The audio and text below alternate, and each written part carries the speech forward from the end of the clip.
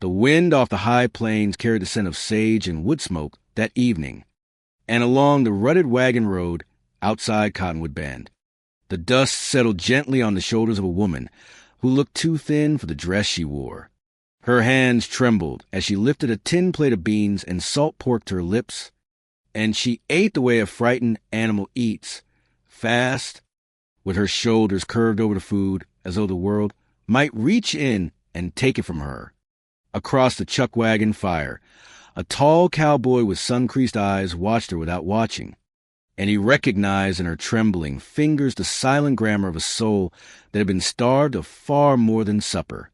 He had ridden a long road home to Steel Ridge Ranch, and he did not yet know the road would carry her with him. If quiet stories of broken hearts and the kind men who help mend them are the kind you settle into the lamplight for, you are exactly where you belong. This is Cowboy Steel Ridge. Stay close to the fire, share this story with someone whose heart is still finding its way back, and ride the trail with us tonight.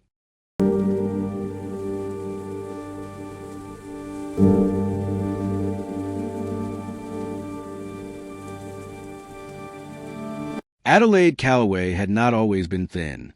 There had been a girlhood once, in a small clapper house outside St. Joseph, Missouri, where her mother had braided her dark hair every morning and told her she was the prettiest thing the Lord had ever bothered to make. Her father had been a quiet man who worked a small printing press and smelled always of ink and tobacco. And on Sunday afternoons, he would lift her onto the seat of the wagon and let her hold the reins of the old gray mare, pretending she was driving them all the way to California. In those years, Adelaide had been a girl who laughed easily, a girl with color in her cheeks and softness in her shoulders, a girl who believed without examining the belief that the world was, on the whole, a kind place that meant her well. The fever took her mother in the spring of her 14th year, and her father followed 18 months later, leaving her with no living kin save an aunt in Independence who did not want her, and a small inheritance that her aunt's husband promptly arranged in the dowry of marriage Adelaide had not asked for. The man she married was named Eldridge Calloway, and he was 20 years her senior, a cattle agent with a smooth tongue in public and a cold one in private.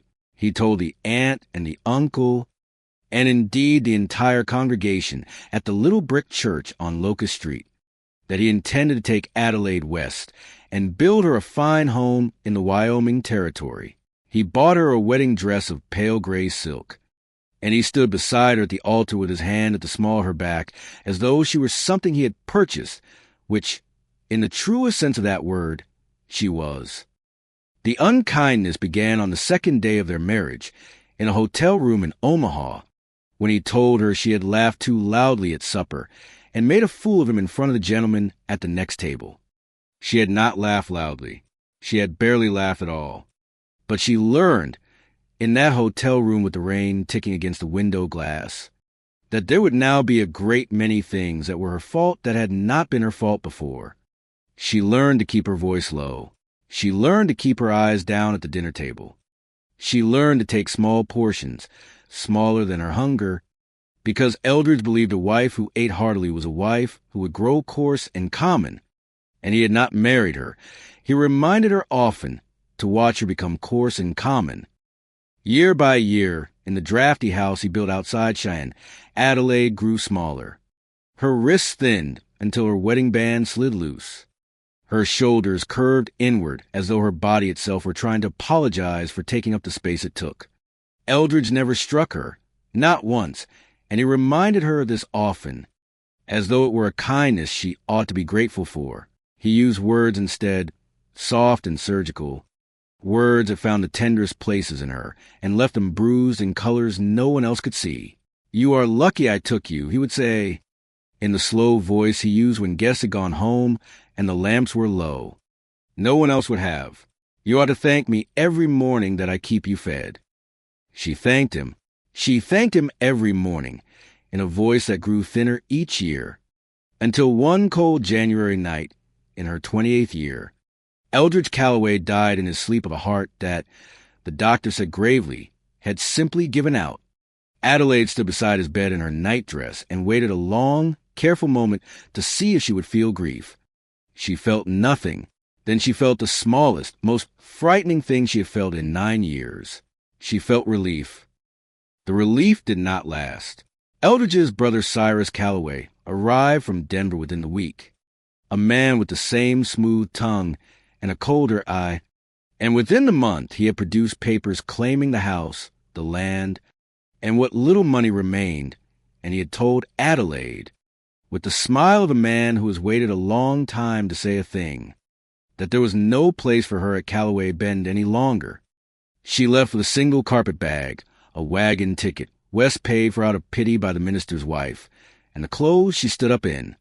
She was 28 years old, and she had 83 cents in the pocket of her traveling coat, and she had not, in the whole long evening of her marriage, ever once been told that she was worth keeping.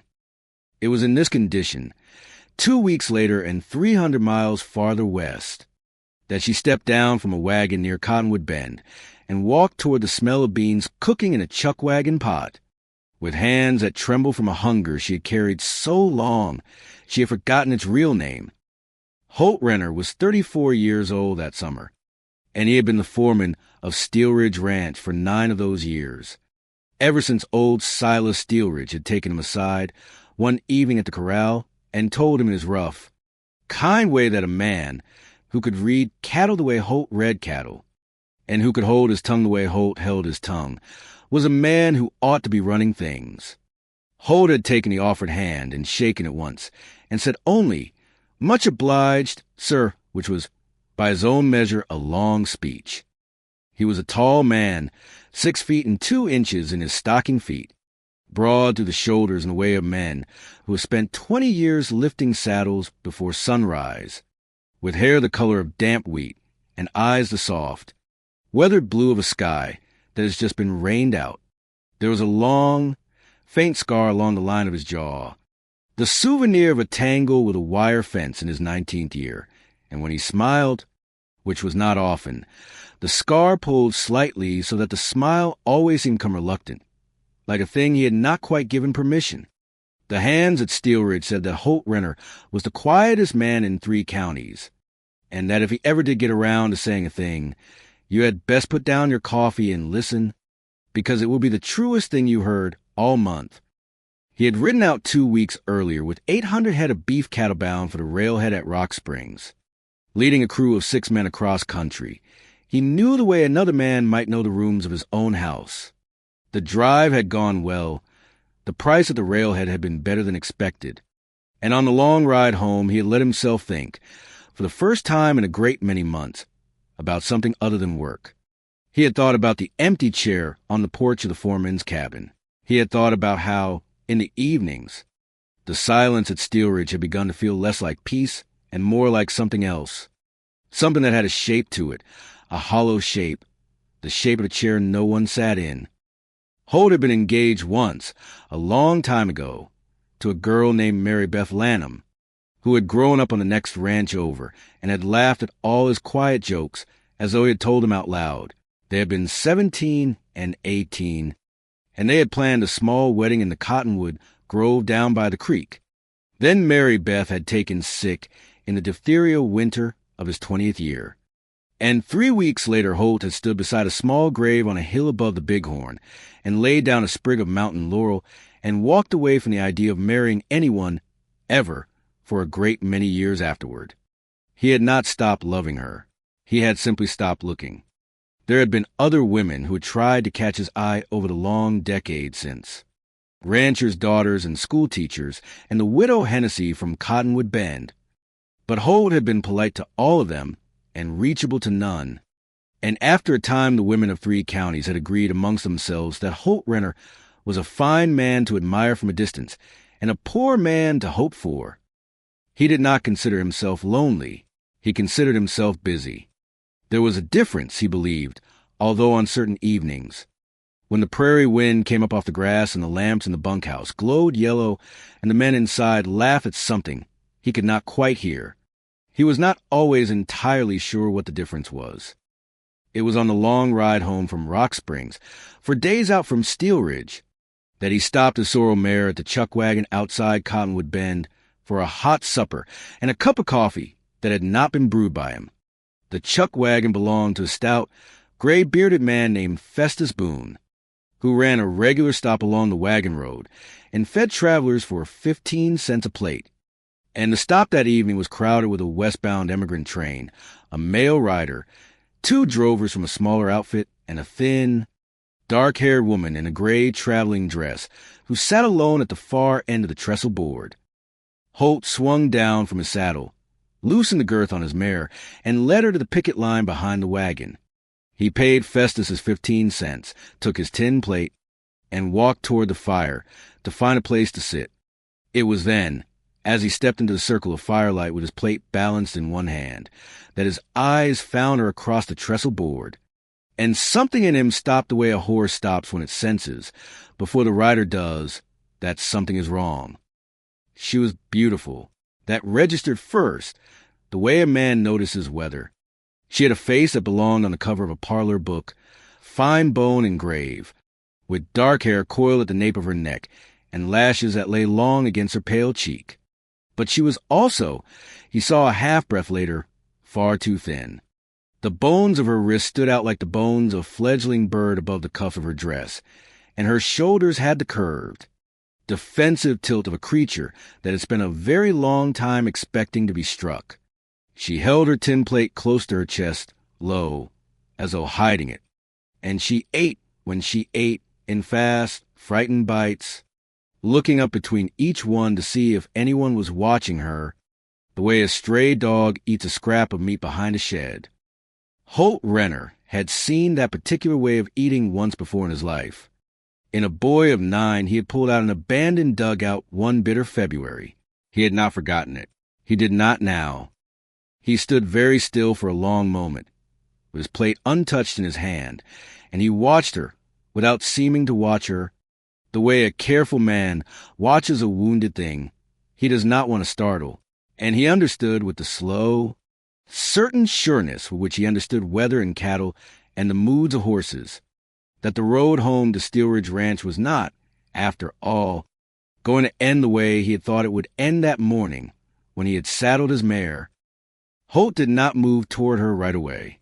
He had learned, in his long years with skittish horses, and with the orphan boy he had once pulled from a dugout, that the first rule of approaching a frightened thing was to act as though you had not seen it all. He stepped easy to the long pine bench across the fire from her and lowered himself onto it, and he set his plate down before him, as though the only thing on his mind in the whole wide evening was the supper Festus Boone had ladled out of the kettle. He took up his fork. He ate a slow bite of beans. He did not look up. Around them the chuckwagon stopped, went on with its small, ordinary commotion.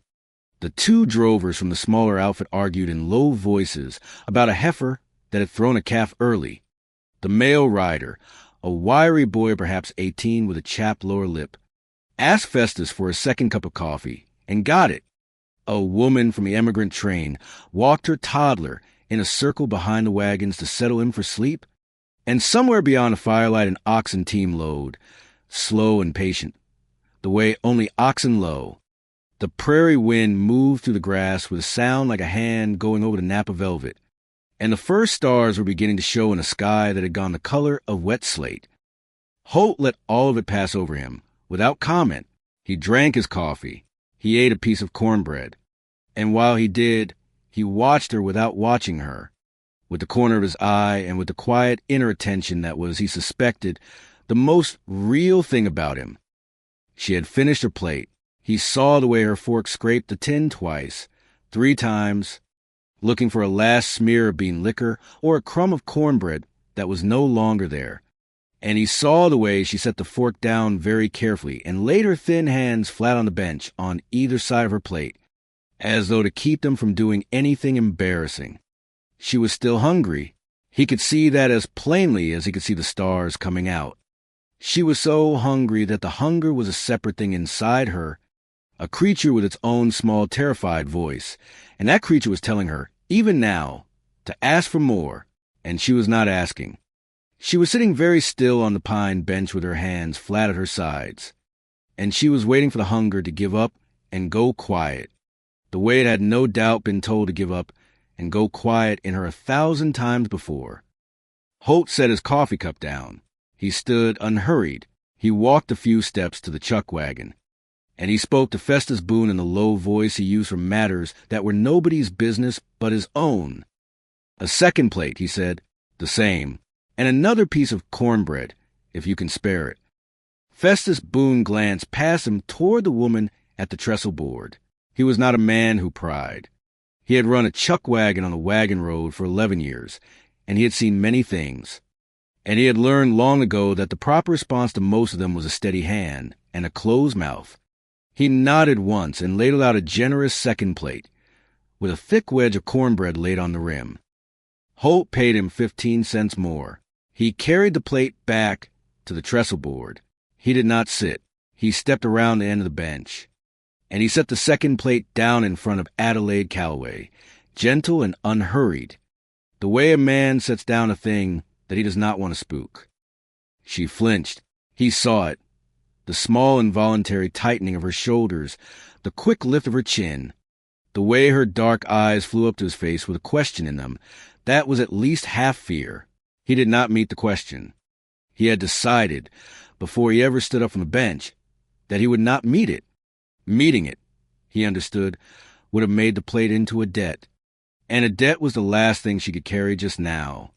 So instead, he simply set the plate down, and then he turned, slow and easy, and he walked the 3 paces to the far end of the bench. And he sat down with his back at an angle to her and his face to the open prairie, where the last light was draining out of the sky beyond the wagon road. He picked up his coffee. He took a sip. He did not look at her. For a long moment, he was aware of nothing behind him but the small, careful sound of her breathing. He thought she might leave the plate untouched. He thought she might stand up and walk away from it, the way a starved cat sometimes walks away from a bowl of cream, because it cannot quite believe the cream is meant for it. He prepared himself for that. He told himself, with the patient inner voice he used for cattle that had bolted, that if she walked away, he would simply leave the plate there until Festus came around for the dishes, and he would not chase her, and he would not say a word. And then, behind him, he heard the small, careful clink of a fork lifting from a tin plate. He did not turn. She ate slower this time. He could tell by the rhythm of the small clinks. She ate in small, almost guilty bites, as though even now she half expected the plate to be lifted away from her. But she ate. He heard her take the wedge of cornbread and break it, and he heard the soft sound of her chewing. And a moment after that he heard a sound he had not, until that instant, been entirely prepared for. He heard the small, wet, swallowed sound of a woman who was trying very hard to cry without being heard. Holt Renner kept his face turned to the horizon. He looked at the long, low line of the Wyoming hills and the thin band of rose color at their edge, and he felt, in the quiet center of his chest, a feeling he had not felt in 14 years. A feeling that was not pity exactly and not romance, certainly not yet, but something older and steadier than either of those. He felt the still, certain knowing of a man who has just been shown, without a word being spoken, what he is for. She was crying into her sleeve. He could hear it now. Small, ashamed crying. The kind that has been practiced in many rooms over many years until it has learned to take up almost no space at all. She was crying because she had been given a second plate of beans and cornbread, and because the man who had given it to her had had the decency to turn his face away while she ate it, and because in 9 years of marriage and 28 years of life, no one, not one single soul, had ever in her hearing said the words he was about to say. He spoke without turning. He spoke in a voice low enough that none of the others around the fire could have heard him, a voice pitched only for her. A voice that was steady and warm, and that carried in it not one thread, not one single thread, of expectation. "Eat slow, miss," he said. "There's more where that came from." That was all. He did not say any of the other things a lesser man might have said. He did not ask her what was wrong. He did not say she looked hungry. He did not say she looked thin or sad or alone. He did not ask her name, and he did not offer his own. He simply gave her the words a child ought to be told 1,000 times before it ever leaves its mother's table. and he gave them to her at 28 years old at a chuckwagon stop on the road to Cottonwood Bend, and he kept his face turned to the horizon while he gave them, so that she would not have to put on a face to receive them. Behind him, the small, swallowed cry went on for a little while longer. Then, slow, it eased. He heard her draw a shaky breath. He heard her wipe her cheek on her sleeve. He heard her pick up the fork again. She finished the second plate. She finished the cornbread. He waited until she had set the fork down before he turned around, and when he did it without ceremony, the way a man turned around in his own kitchen. He gave her a small nod, no more, the kind of nod ranchers gave one another in the road, and he went back to his own coffee, which by then had gone cold in the cup. She was looking at him. He felt it before he saw it. When he allowed his eyes to come up to her face, careful, the way you allow your eyes to come up to a deer at the wood's edge, he found her looking at him with an expression that nearly stopped his breath in his chest. It was not the look of a woman who had been fed. It was the look of a woman who, in the small space of half a supper, had been seen, perhaps for the first time in her adult life, by a person who meant her no harm. There was wonder in it, and fear, and a fragile, trembling hope that had no idea yet what to do with itself. The wagon master of the emigrant train, a heavy man in a slouch hat named Roderick Pell, called out from the lead wagon that they would be moving on at first light, and that any traveler bound west had best see to their own arrangements for the night. Around the fire, the small camp began to stir. The drovers gathered up their saddles. The male rider stood and stretched his back. Festa's boom began to clatter the empty plates into a pail of hot water. Adelaide Calloway did not move.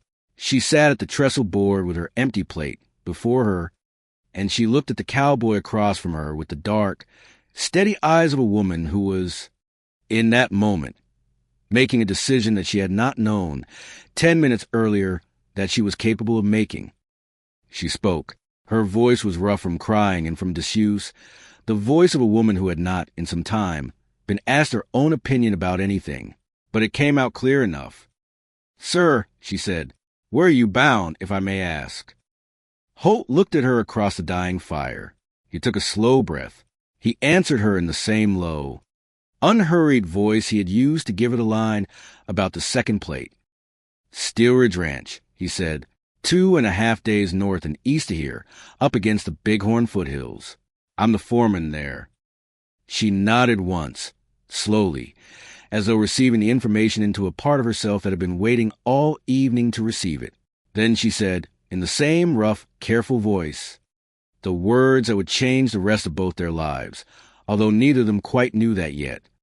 "Sir," she said, "would there be any work at your ranch for a woman who can cook a little and mend, and is not afraid to sleep in a barn if that is what is required?"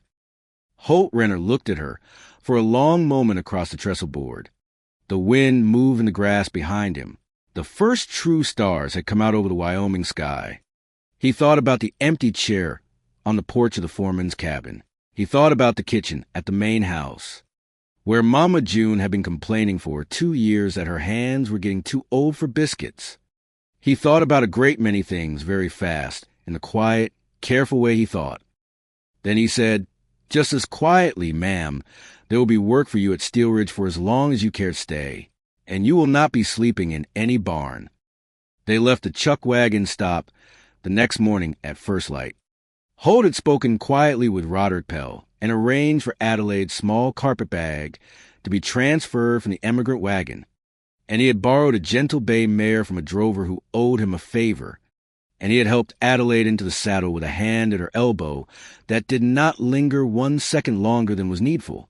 She had ridden, in the years before her marriage, on her father's old gray mare in the lane behind the printing shop, and her body remembered, in the slow, stiff way bodies remember, how to settle into a saddle. She did not look graceful. She did not feel graceful. But she sat the bay mare with a quiet, careful seat that pleased Holt without his quite knowing why, and he set his own sorrel to a slow walk so that the bay would not have to hurry. The road north and east from Cottonwood Bend climbed gradually out of the dust country and into the long, rolling grass that lay against the foothills of the Bighorn Range. Adelaide had never seen country like it.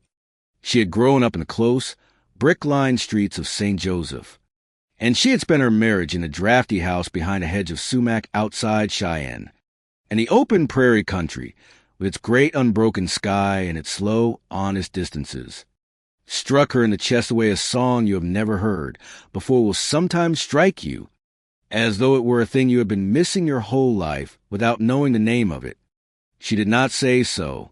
She had not, in many years, been in the habit of saying things. But Holt, riding a half a length ahead of her, watched her face out of the corner of his eye and saw the way her color came up as the country opened, and he thought, without putting words to the thinking, that she was already beginning to look a little less like a woman who had been told to be small. They camped that first night by a slow creek under a stand of cottonwoods, and Holt made a fire and brewed coffee and laid out a bedroll for her on the grass, and he slept himself a respectful distance off, with his saddle for a pillow and his hat over his face, the way a man sleeps who wants a woman to feel safe. He did not speak much. He had never spoken much. But he asked her, before he turned in, if the bedroll was warm enough, and he asked her, in the same plain voice, if she preferred her coffee with sugar in the morning. And Adelaide Calloway lay awake a long time that night under cottonwoods, watching the stars move slow across a sky as deep as a well, and she thought about a man who, in the whole long evening, had not once asked her to thank him for anything. They reached Steel Ridge Ranch on the afternoon of the third day. The ranch lay in a wide green basin against the first slow rise of the foothills, with a creek called Stillwater running through the middle of it and a long line of cottonwoods marking the creek's path. The main house was a low, sturdy building of squared logs and whitewashed plank, with a wide front porch and a stone chimney at either end, and behind stood a barn larger than any building Adelaide had seen on the prairie, painted the deep red of dried blood.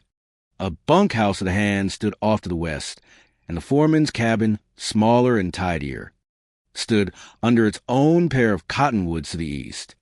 Cattle moved in slow brown clusters across the far pastures, and the late afternoon sun lay over all of it like a hand laid in blessing.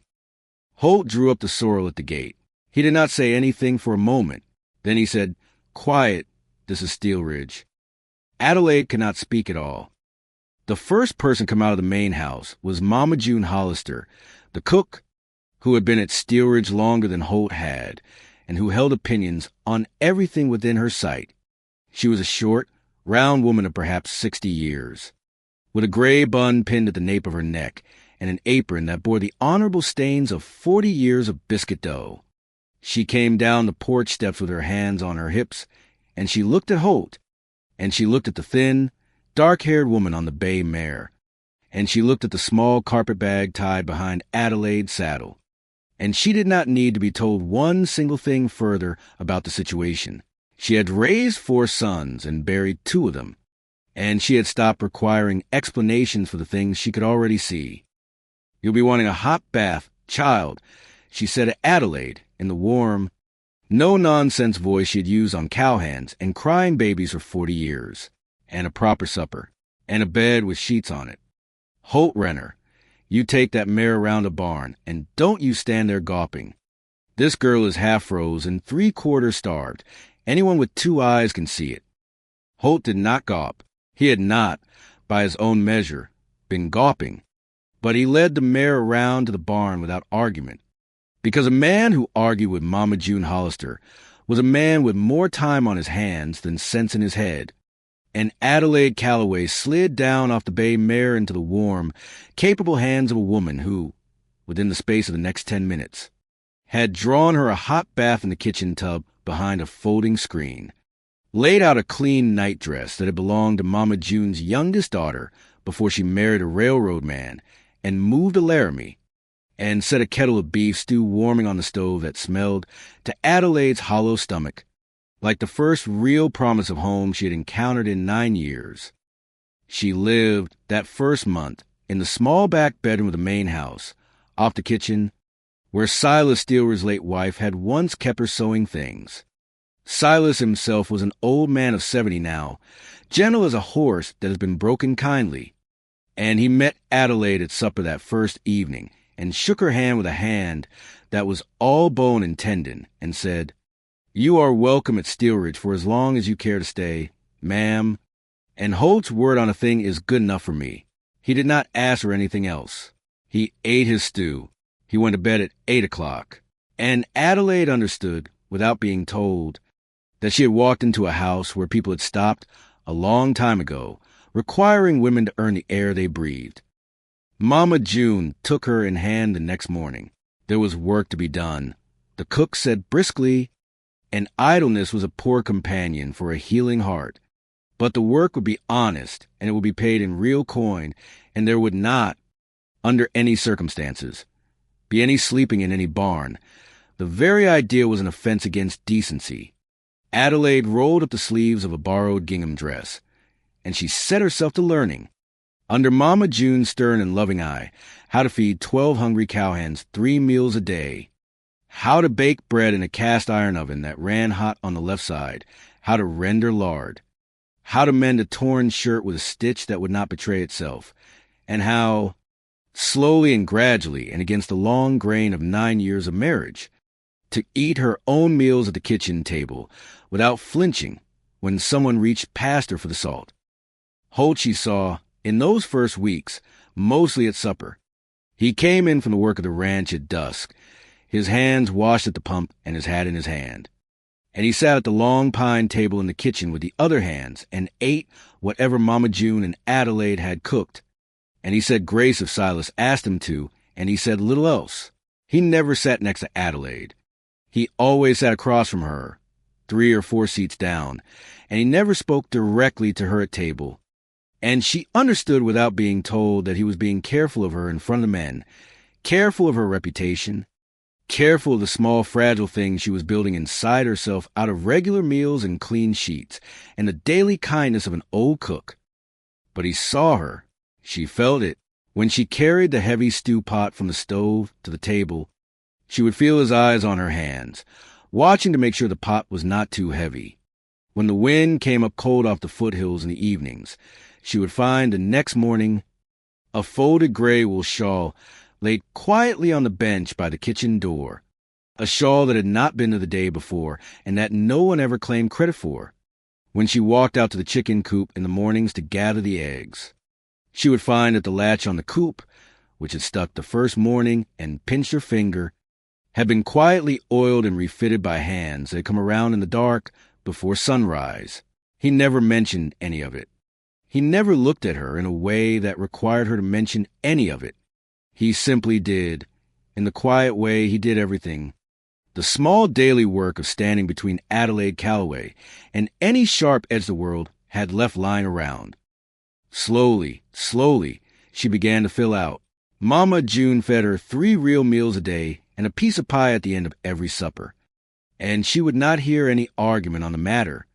Adelaide's wrists thickened past the shape of a fledgling's bones. The hollows in her cheeks softened. Her hair, which had been brittle, came back glossy and dark when she brushed it at night. And one Sunday morning in the 4th week, when she walked out onto the porch of the main house in a clean blue calico dress that Mama June had run up for her on the treadle machine, she caught a glimpse of herself in the glass of the parlor window, and she stopped, and she put a hand to her own cheek, because the woman in the glass was a woman she had not seen since she was 19 years old. She did not weep that morning on the porch. She had wept enough at the chuckwagon. She simply stood for a long, quiet moment with her hand at her cheek, and she let the truth settle into her, slow and careful, the way snow settles onto a roof that is finally warm enough not to melt it. She was being mended. Whether or not anyone had named the work out loud, she was being mended by a small, stern cook and a quiet, scarred cowboy and an old rancher who asked nothing of her, and she was in some small, frightened, grateful corner of herself, beginning to consider that perhaps she had been worth mending all along. Across the yard, by the corral fence, Holt Renner stood with his arms folded on the top rail and his hat tipped back. watching a young gelding work in a slow circle on a long line. He did not turn his head toward the porch. He did not need to. He had heard the door, and he had felt, in the quiet inner attention that was the truest part of him, the small, still moment when she had stopped on the porch with her hand at her cheek. He kept his eyes on the gelding. He let the moment belong to her. But the corner of his mouth, with a long, faint scar pulled, lifted just slightly, the smallest reluctant smile of a man who has been given, in his 34th summer, a reason to come back to the porch of an evening and sit a while in a chair that was no longer empty. Autumn came in slow over the Bighorn foothills, the way autumn comes in that high country, with the cottonwoods along Stillwater Creek turning a yellow so bright it looked, in the long slant of the late afternoon sun, as though somebody had hung lanterns in every branch. The mornings ran cold enough that Adelaide had to break a thin skim of ice on the water bucket by the kitchen door before she could carry it in for Mama June, and the evenings drew down early, with the lamps lit by 5:30 and the kitchen smelling of wood smoke and stewed apples and the slow, patient work of a stove that had been running since before light. Adelaide had been at Steel Ridge 10 weeks now. She had her own small room off the kitchen, with a quilt Mama June had made her from scraps of old shirts, and a peg by the door for the gray wool shawl that had appeared one morning on the kitchen bench, and that nobody, even now, would admit to having put there.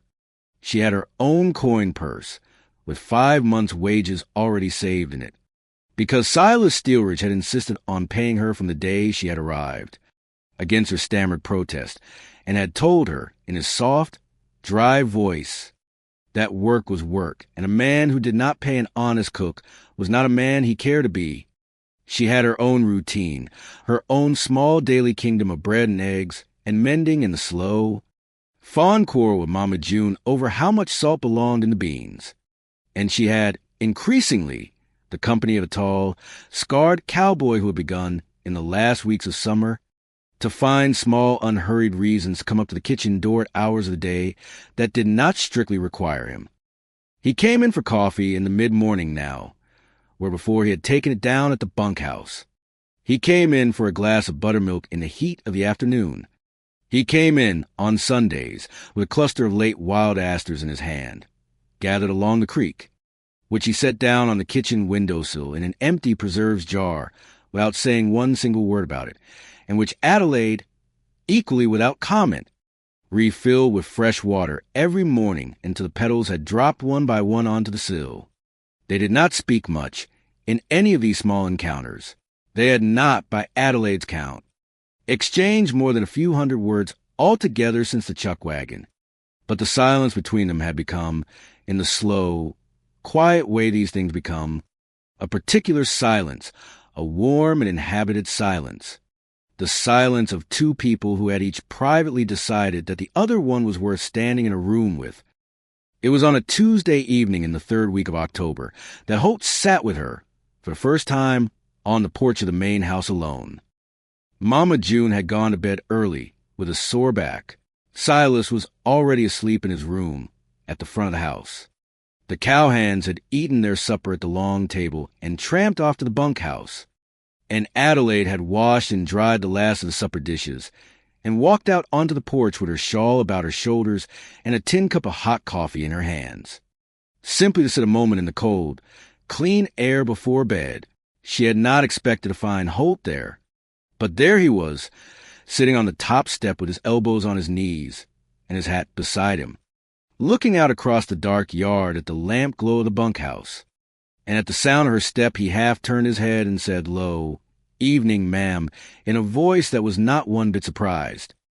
She sat down on the bench by the door, careful, with her cup held in both hands. She did not say anything at first. They sat that way for some minutes, in the comfortable, attended silence that had grown up between them, and the small night sounds went on around them, the occasional stamp of a horse in corral, the sigh of the wind moving through the cottonwoods, a coyote calling far off in the foothills. It was Adelaide who spoke first. She had not planned to. The words came up out of her of their own accord, the way certain words will on certain nights when you have been carrying them too long. "My name is not Adelaide Hollister, She said quietly, "That is the name I gave Mr. Steelridge when I came. My name is Adelaide Calloway. I was married for 9 years to a man named Eldridge Calloway in Cheyenne. He is dead now. He died in January. His brother turned me out of the house and took the land, and I had 83 cents in my coat pocket when I stepped down off that wagon in Cottonwood Bend. I do not know if any of that matters to you, but I have been telling people the wrong name for 10 weeks now, and I find I cannot do it any longer in this house." She did not look at him while she said it. She looked into her cup of coffee. Her hands were trembling a little, but only a little, not the way they had trembled at the chuckwagon. She had eaten a full supper that evening, and a slice of dried apple pie afterward. And the trembling now was a different sort of trembling. It was a trembling of a woman who had not, in 9 years, told anyone the truth of her own life out loud. Holt did not speak right away. He did not turn to look at her. He kept his eyes on the dark yard and the lamp glow of the bunkhouse, and he sat very still beside her. The way a man sits beside a wounded thing he does not want to startle. After a long moment, he said, in the low, unhurried voice she knew now better than her own, "Ma'am, you do not owe me one word of any of that. You can keep telling people Hollister till the end of time, and Silas and Mama June, and I will back you on it. But I am obliged to you for the truth. And I would like to tell you, while we are sitting here, that not one piece of what you just said changes one thing about your place at Steelridge." She looked at him then. She could not help it.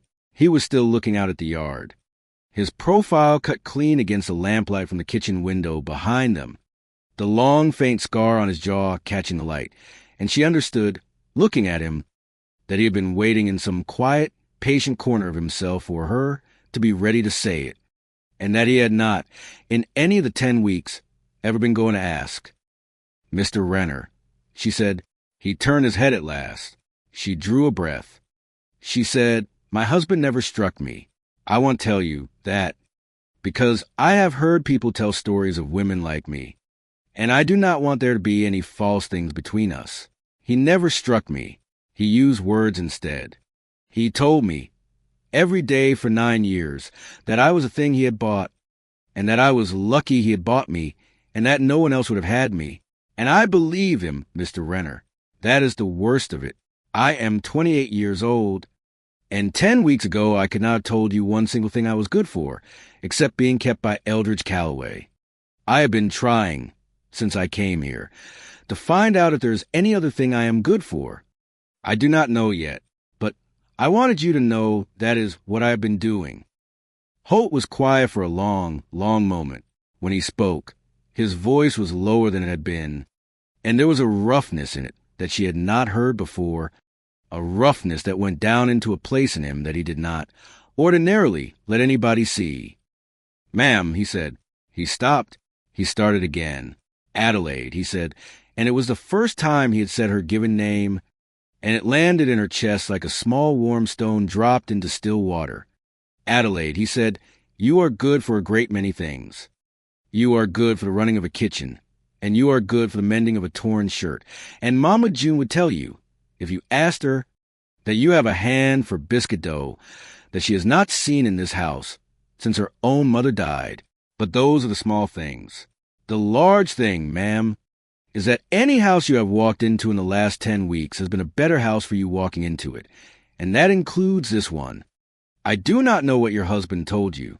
I know what I have seen, and what I have seen is a woman who has been carrying a load that would have broken stronger backs than mine, and who has carried it without complaint, and who has, in spite of it, found the kindness in herself to bring Mama June her tea every afternoon at 4, because Mama June's hands shake too much now to lift the kettle. That is what I have seen. Whatever Eldridge Calloway told you for 9 years, he was telling you a lie. You may take that on my word as a man who has never, in his whole life, found a profit in lying about a thing." Adelaide did not answer. She could not. She sat on the bench with her shawl pulled tight about her shoulders and her cup of coffee gone cold in her hands. And she let the words settle into her, slow and careful. The way she had been letting all the small and large kindnesses of Steel Ridge settle into her for 10 weeks now. After a while, she set down the cup, and she pressed the heels of her hands very hard against her eyes. And Holt, in the quiet way he did everything, simply went on sitting beside her with his hat at his elbow and gave her the privacy of not looking until she was done. She thought, that night, lying in the small back bedroom under Mama June's quilt, that she had at last understood what she had begun to suspect. She had not come to Steel Ridge to find work. She had come to Steel Ridge to find out, late and against all odds, that she was a person, and the man who had given her that, slow and unhurried over 10 weeks of small mended fence latches and folded gray shawls and second plates of beans and one quiet conversation on a porch, was sleeping 100 yards away in the foreman's cabin, and she loved him. She lay very still under the quilt when the thought arrived. She did not push it away. She let it stand, the way a woman lets a deer stand at the wood's edge once she has seen it. She loved him. She did not know what she was going to do about that. She did not know if it was the kind of thing a woman like her was permitted to do anything about. But she lay there in the dark and let the truth be true, because she had spent 9 years letting lies be true, and she had decided at the chuckwagon that she was finished with that. It was 3 days later that Cyrus Calloway rode into Steel Ridge. She was in the kitchen garden, gathering the last of the autumn greens for supper, when she heard the hoofbeats on the wagon road and looked up. The rider was a heavy man on a tall black horse, in a long traveling coat and a hat pulled low. And even at a distance, even before she could see his face, her hands knew. The basket of greens fell from her fingers onto the cold ground. Her knees went under her.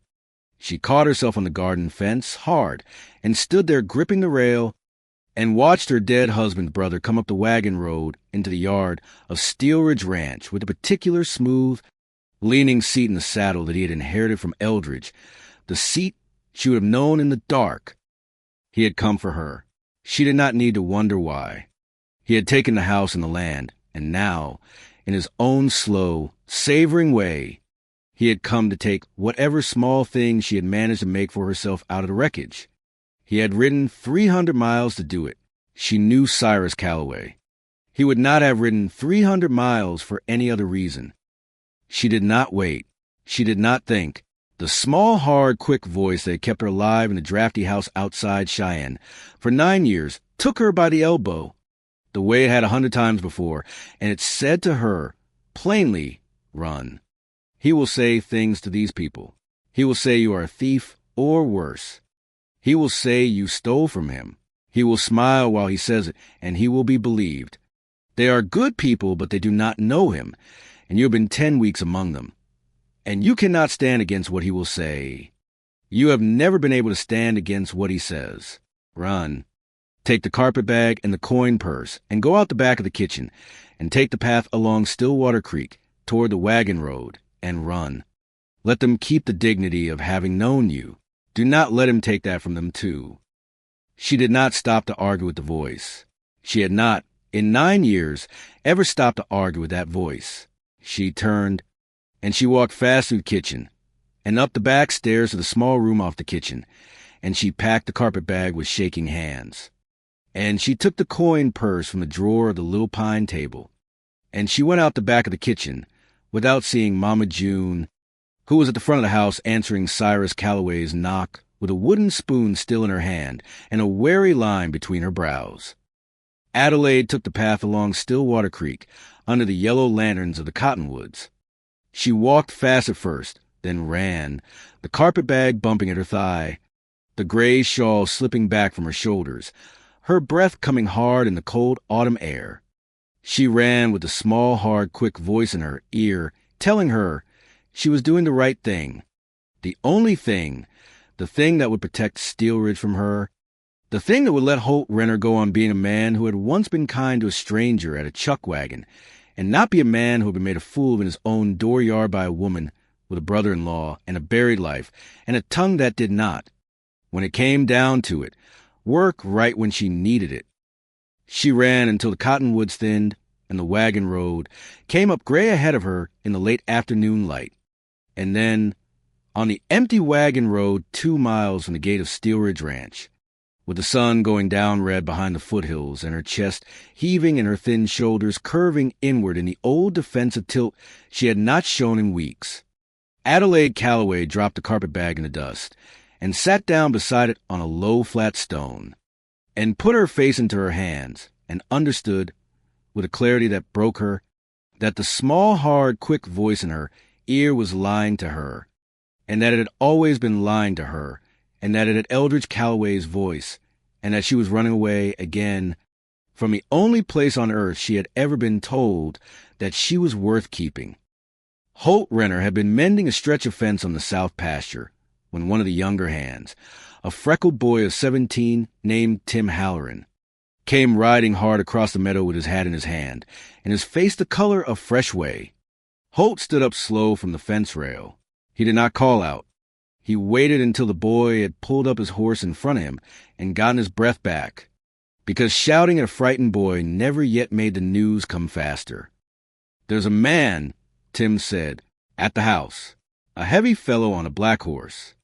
He's saying things to Mama June, sir, things about Miss Adelaide. He's saying she stole from him. He's saying she ain't who she says she is." Mr. Steelridge come to the door, and the man showed him papers, sir, papers with seals on them. "And Mama June sent me to fetch you, because Miss Adelaide is gone, sir, out the back. Her room is empty, and her carpetbag is gone, and the back door of the kitchen was standing open, and Mama June says you better come now." Holt did not waste any further words on the boy. He swung up onto his sorrel mare without bothering to gather his tools. He set the mare to a long, hard run across the south pasture and up the wagon track to the main house, and the cold autumn wind cut at his face, and he thought as he rode, in the steady inner voice he used for matters that were nobody's business but his own, that he had failed her. He had let her sit alone on the porch 3 nights ago and tell him the truth of her life, and he had given her words back, good words, the best words he had been able to find, but he had not given her the one thing she had needed, which was to be told plainly, in plain American English, that he loved her, and that whatever shadow walked up the wagon road behind her, he would stand in front of it. He had been careful of her reputation. He had been careful of her healing. He had been so careful of her that he had left her, when the shadow came, with no banner over her head but the small, hard, quick voice in her ear that had told her, all her life, to run. He pulled up at the main house in a spray of dust. Cyrus Calloway was on the porch. Holt saw him before he was fully off the mare, and his measure of the man was taken in the half-second between the saddle and the ground. A heavy face, smooth-shaven, with a smile arranged on it like a hat that had been put on for a photograph, a long black coat of expensive cut, a roll of papers in one gloved hand. Silas Steelridge stood in the doorway in his shirt sleeves, his old face gone hard in the way it went hard maybe twice a decade, and Mama June stood at his elbow with a wooden spoon held the way some women would hold a pistol. Holt walked up the porch steps slow. He did not raise his voice. He had never, by his own measure, needed to. "Mister," he said, "you'll be Cyrus Calloway, I expect." The smile on the smooth face widened a fraction. The man inclined his head. "I have that honor, sir," he said, "and you would be—" "Holt Renner, foreman of this ranch. The lady you are speaking of has been a member of this household for 10 weeks. She works in this kitchen, and she sleeps in that back room. And she does both with the full knowledge and the blessing of Mr. Silas Steelridge here, who is the owner of every blade of grass you can see in any direction. Now, you have papers in your hand. I will look at them." Cyrus Calloway's smile thinned, but he handed the papers across. Holt unrolled them, slow, and he read them through with the careful patience of a man who had once spent a winter in a lined shack with nothing to do, but read every printed word he could find. The papers were a deed of probate from the District Court of Laramie County, transferring the property of the late Eldridge Calloway to his next of kin Cyrus Calloway, and a bill of particulars listing certain items of household property which the said next of kin alleged had been removed from the premises by one Adelaide Calloway, widow of the deceased, on or about the 3rd day of February. Holt read the bill of particulars twice. He looked up. "A wedding ring," he said, in the same low voice. "A locket containing a likeness of the deceased's mother. $47 in coin. A wool traveling coat. Mr. Calloway, are you standing on this porch in the year of our Lord 1879 and telling me, and the owner of this ranch, and a witness in the person of Mama June Hollister, that the wedding ring on a widow's hand is a thing she stole?" Cyrus Calloway's smile did not move. "The ring was the property of my mother before it was given to my brother's wife," he said. "The locket likewise. The coat was bought with my brother's money. The $47, sir, was in a drawer in the front parlor on the morning of the funeral, and it was not in that drawer the morning after she left." A movement at the wagon gate caught the corner of Holt's eye. He did not turn his head. He kept his eyes on Cyrus Calloway. But he had seen, in the corner of his vision, a thin figure in a gray shawl walking up the wagon road from the direction of Stillwater Creek, with a carpet bag in one hand, walking slow, walking with her shoulders not quite as curved as they had been on the road from Cottonwood Bend, but walking with the same unhurried steadiness, back toward the porch she had run away from an hour before. He understood, then, that he had not failed her after all, or that it failed her, and that she had decided, somewhere on the road, to come back anyway. Either way, the work was hers now, and he was not, by any measure he had ever held to, going to take it from her. He folded the papers. He handed them back to Cyrus Calloway. He said, "Quiet, the lady is coming up the road behind you, sir. I expect she will want to speak for herself." Cyrus Calloway turned. The smile fixed itself harder onto his face. Adelaide came up the porch steps. She stopped on the second step from the top. She set the carpetbag down beside her foot. She did not look at Holt. She looked at Cyrus Calloway, and Holt Renner, watching her, saw a thing happen in Adelaide Calloway's face that he had not seen happen there in any of the 10 weeks of biscuit dough and wild asters, and a folded gray shawl on the kitchen bench. He saw her chin come up. "Cyrus," she said. Her voice was not loud. It was not steady, either. It shook a little, the way a young horse shakes the first time you put a saddle on it. But it was her voice. It was the voice of Adelaide Calloway speaking out of her own mouth in her own house, in the only house in the world she had ever properly had, and it was speaking without permission to a man who had never, in all the years she had known him, granted her any. "You have ridden a long way," she said. "You will not be staying. The ring on my hand was given to me on the morning of my wedding by your brother, in front of a minister and a congregation, and it is mine. The locket was given to me by your mother on her deathbed in my hearing, with the words that I was the only daughter she would ever have, and it is mine. The coat was bought for me by your brother as a wedding present, and the receipt from the dressmaker in St. Joseph is in the bottom of my carpetbag, where it has been since the day I left Cheyenne, and it is mine. The $47, Cyrus, was money I had saved over 9 years from the household allowance your brother gave me on the first of every month, a household allowance he gave me from his own hand, and for which I thanked him every month for 9 years. And it was in a tin in my own dressing table, and it is mine. You knew all those things on the morning of the funeral. You know them now. You did not ride 300 miles because you believed any of those things were yours. You rode 300 miles, Cyrus, because you could not stand the idea that I had walked away from you with anything at all, including my own self." She stopped. She took a breath. She did not look at Holt.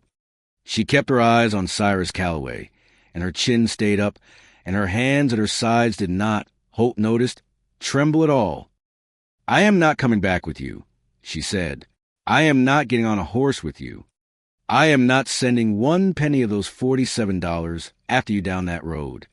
I am Adelaide Calloway, the widow of your brother Eldridge, and I am a free woman in the Wyoming Territory in the year 1879. And I have eaten 3 meals a day for 10 weeks at the table of Mr. Silas Steelridge. and I have slept under a quilt that Mama June Hollister sewed me with her own hands.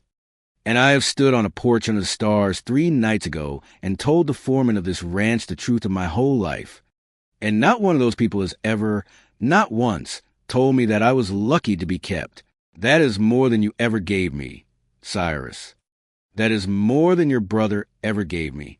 And I will not, on this porch in front of these people, give you back the one thing I have managed to take out of 9 years with your family, which is the right to stand on my own 2 feet and tell you no. She drew a breath. Her voice dropped for the last sentence, almost to a whisper, but the porch was very quiet, and every soul there heard her. Get off this ranch, she said, and do not come looking for me again. For a long second nobody moved. The wind sighed in the cottonwoods along the creek. A mourning dove called somewhere out beyond the barn. Cyrus Calloway's face had gone, by slow degrees, the color of old tallow. He opened his mouth. He closed it. He looked at Silas Steelridge in the doorway, and he found there an old man with a face like cut granite. He looked at Mama June, and he found there a woman with a wooden spoon and a willingness to use it that needed no translation. He looked, last, at Holt Renner, and Holt looked back at him, level and unhurried, with his thumbs hooked in his belt and his hat pushed back. And Holt did not say one single word, because Adelaide had already said all the words that wanted saying, and the only thing left for any man on that porch to do was to stand quiet and let her words be the last ones. Cyrus Calloway turned. He went down the porch steps. He mounted his black horse. He did not look back. He rode out the gate of Steelridge Ranch at a hard, undignified trot, and the dust of the wagon road rose behind him in the red light of the going sun. And within 10 minutes he was gone over the rise and out of any of their lives forever. The porch was very quiet. It was Mama June who moved first. She set down her wooden spoon on the porch rail with the air of a soldier laying down a rifle that had not, in the end, been needed. She stepped over to Adelaide, and she put both her short, capable arms around Adelaide's shoulders, and she said, in Adelaide's hair, in a voice gone thick, "That's my girl. That is my girl. That is my brave, good girl." Silas Steelridge put a hand to his eyes for a moment, and then he cleared his throat, and he said, in his soft, dry voice, "Ma'am, I believe supper's going to be late tonight, and I find I do not care a particle," and he went back into the house. Holt did not move from the porch step. Adelaide, when Mama June released her, looked up at last, and her eyes found his. He took off his hat. He held it in both hands. He came up the last step. He stood close to her, but not too close. In the careful way he had stood close to her at the chuckwagon a lifetime ago. "Adelaide," he said. His voice was rough. "There's one thing I should have said 3 nights ago on this porch, and I did not say it. And that is the reason you walked down to that wagon road today, instead of coming and finding me. So I'm going to say it now, in front of this door and these cottonwoods, and you can do with it whatever you have a mind to do. I love you, ma'am. I have loved you since the night at the chuckwagon when you picked up the fork the second time. I would like, when you are ready and not 1 minute before, to ask you a question on this porch. I will wait as long as the waiting takes. You are not, in this lifetime, going to be hungry again in any way that is in my power to feed." Adelaide Calloway looked up at him. Her chin was still up. There were tears on her cheeks. But they were a different sort of tears than the tears she had cried into her sleeve at the chuckwagon. These were the tears of a woman who had, 10 minutes before, finally heard her own voice say no in the world, and who was now hearing, for the first time in 28 years, a man's voice say yes to every single thing about her that she was. "Holt Renner," she said, "the waiting will not take long." They were married under the cottonwoods along Stillwater Creek on a Saturday afternoon in the second week of November, before the first hard snow of the winter came down out of the Bighorn foothills. Mama June had wanted a church wedding in Cottonwood Bend, with a proper organ and a white runner down the aisle, but Adelaide had asked, soft and certain, if they might do it under the cottonwoods instead, on the bend of the creek where the wild asters had grown all summer. Holt had said only, "Ma'am, you tell me where to stand," and Mama June, who knew when she had been outvoted in a kitchen, had given in with good grace and turned her formidable energies instead toward the wedding supper. Adelaide wore a dress of pale blue wool that Mama June had cut down from one of her own daughter's gowns, with a sprig of dried mountain laurel pinned at the collar. She did not wear the wedding ring from Cheyenne. She had taken off the morning after Cyrus Calloway rode out of the yard, and she had walked it down to the creek and dropped it into the deep pool below the cottonwoods. And she had stood a long, quiet moment afterward and watched the water close over it. And then she had walked back up to the kitchen and put the kettle on. Holt had bought her a new ring, plain and slender, in the silversmith shop in Cottonwood Bend, with a small sprig of laurel etched into the inside of the band where only the two of them would ever see it. And that was the ring he slid onto her finger under the cottonwoods on the second Saturday in November, while the minister read out the words of the service in the cold, clean, sun-struck air, and while Mama June wept openly into the corner of her best apron, and while old Silas Steelridge stood up as her father, because, as he had told her gravely the night before, he had never had a daughter, and he was too old now to wait for the chance of one, and she would oblige him very much by allowing him the part. The ranch hands gave a low cheer when the minister pronounced them. Holt did not kiss her in front of the men. He had asked her the evening before what she would prefer on that count, and she had told him, with a small private smile, that she would prefer the kiss to belong to the porch of the foreman's cabin and not to the ranch hands.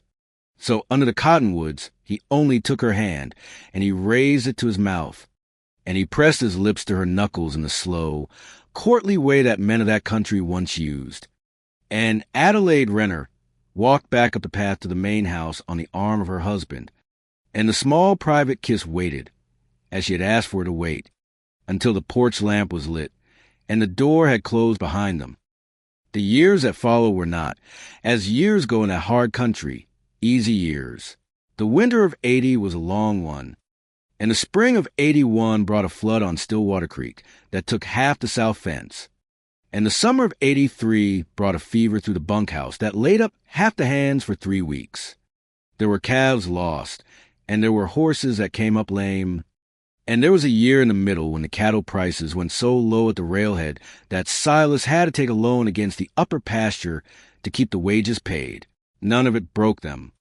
They had each, by then, been broken once already, in their separate ways, and they had each, in the slow, careful work of being mended at Steel Ridge, learned the particular truth that broken things, mended honestly, are often stronger along the seam than they ever were in the original cloth.